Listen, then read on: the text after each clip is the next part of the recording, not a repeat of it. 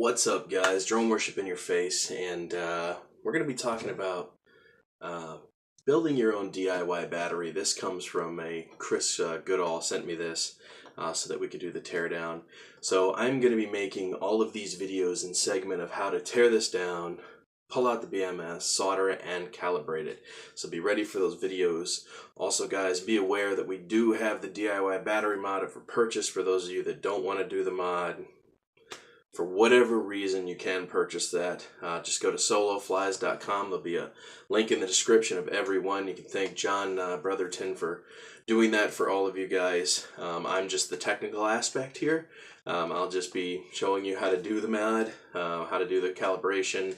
I did do the Solex calibration right up for you guys. So I'm not going to talk your ear off. Let's get started. We're going to pull this apart. I'm going to show you the easiest way to take this apart. And then we're going to go through the entire video segment for you guys. So this video will probably play before all of the videos. So if you missed any of them, feel free to jump back. It's going to be done by part 1, part 2, part 3, part 4, so on and so forth until it's all done. Each one of my videos that I put out will be in the description of the video below, labeled, and the links will be there for you to click on so you guys can do that. Let's get started. Right, what's going on there, guys? Drone worship in your face here again for some more battery talk. As you can see, I have the completed BMS down here in the corner. I have a few 4S batteries up there, but we're going to talk batteries today so you guys understand how this works. As you can see in the background there, I have a 4S battery plugged in currently, charging. I'm going to give it a half charge maybe. I don't even think that. It's 2200 mAh 4S at 30C discharge rate.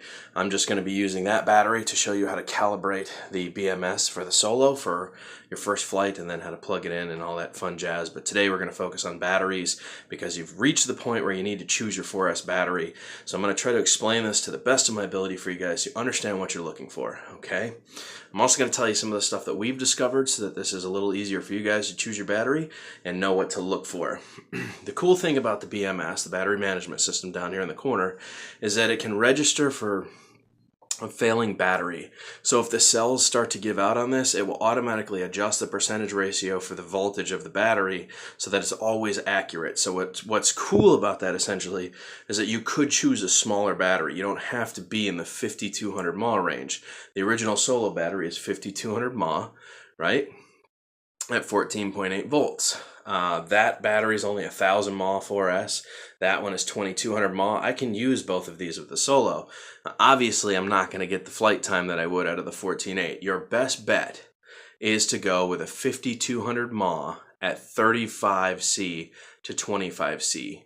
That is where the Solo loves it. I have gotten 18-minute flights, just under 18-minute flights, fully loaded like this, comfortably landing on 15% with my Solo on a 5200 Tattoo battery build that we made close to 8 months ago.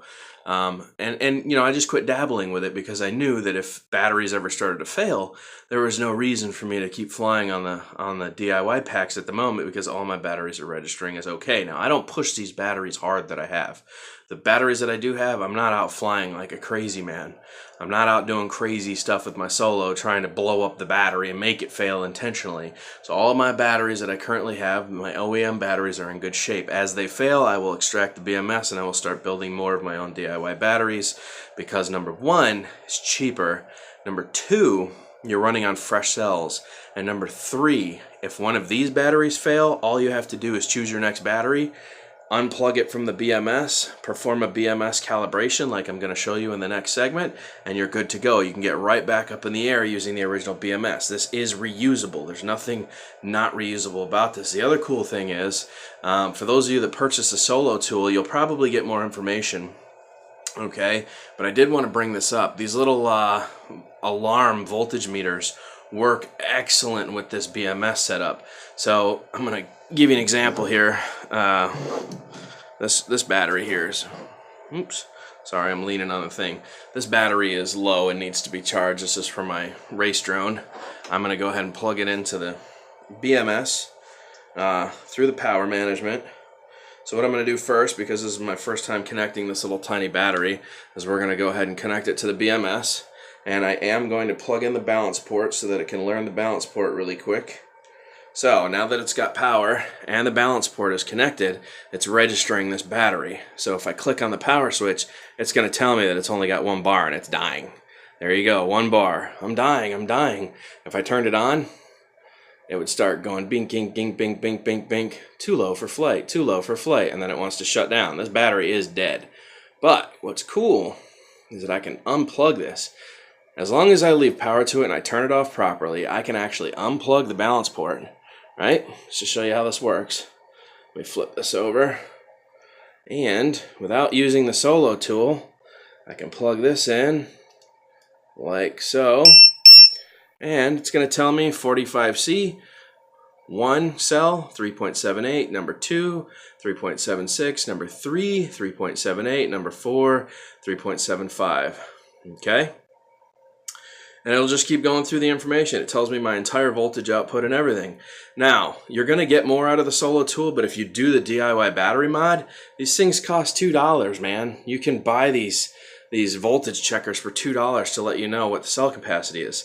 So basically 3.70 is the lowest you want it to be, and 4.20 is the highest you want it to be. Now there can be a small fluctuation in there, but what's cool is that I can unplug this, and because I left power to the BMS, it's going to remember without having to do a recalibration. So I can plug this battery right back in, and it's going to remember that it's too dead for flight. So it's plugged back in. If I turn it back on, turn this over here. There it is. Blink, blink, blink, blink. Too dead. Blink, blink, blink, blink. Too dead. I can't fly. I'm too low. So it does remember the charge. As long as you don't disconnect the power to it, you can perform battery checks with these small little $2 voltage meters to monitor your battery and see how it's doing. That's just one advantage to having the battery DIY battery mod. For those of you that were interested, like I said, just one advantage of it. You know, I think being able to replace your battery for whatever battery you want to for testing purposes is the best thing ever. So you're not restricted. You're getting off proprietary and you're getting over to something like this, which is just amazing. And in my opinion, this is the only way to go. So if you talk to John, obviously, guys, my videos are my videos. John is probably going to build his BMS a little bit differently. It's going to come with a 3D printed case to go around the BMS, all that fun stuff. I'm not the world's best soldering guy, as I've talked about numerous times. I just show you what I have available to me and how to do these mods. And, you know, if you guys can do them better, do them better.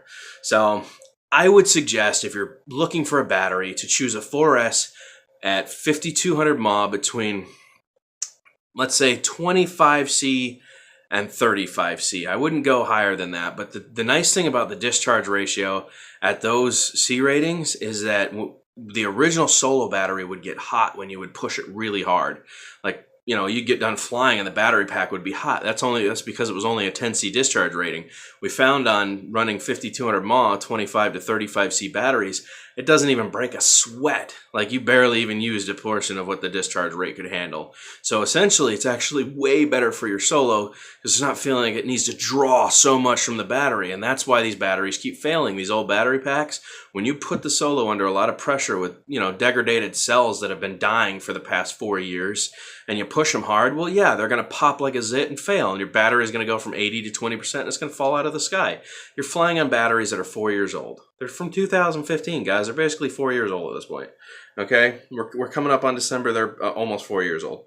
So all I'm going to say, guys, is the DIY battery mod is the way to go. It's really easy. When you're completed with this, you can still use your Solo tool. You can still charge the battery through the standard Solo charger using the Molex connector.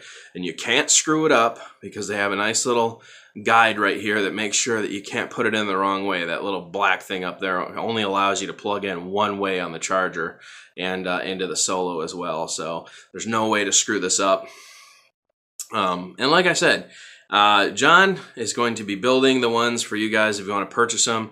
This is just how I build them because it's really simple. I am still going to cover this with heat shrink so that the wires and all the externals aren't exposed. So that's something you guys will want to do yourself, or wrap it with electrical tape, however you guys want to do that. Shrink a battery to the Molex connector when the battery fails, cut this back out, get another battery, shrink it to the Molex connector again, you know, that way you can just pop it in and out.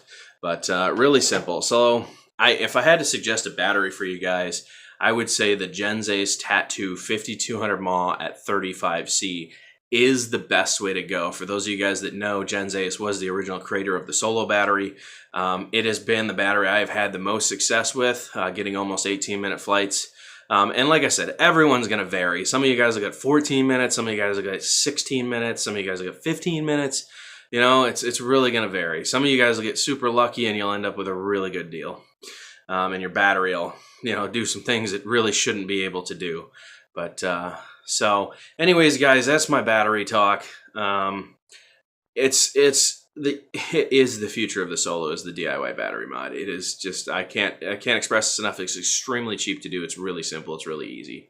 So anyways, guys, I'm going to get ready to start segment number 5 here in a sec. I believe this was 4. No, this might have been 5. I think this is segment number 5. I'll be starting number 6 here in a minute, which is the Solo calibration. And then number 7 is going to be the first flight, which I've already got a video from a year ago. I'm just going to use that video instead of redoing a flight because I've already got it. I'm just going to upgrade some of the information, add in a few more parts to it, and we're going to go from there. So drone worship, and I'm out. I'm going to supply some battery links down below in the description of the video for purchase. If you guys want to check that out, feel free. There's also a lot of other information down below. So, all right, guys, catch you on the flip. Choo-doo-doo.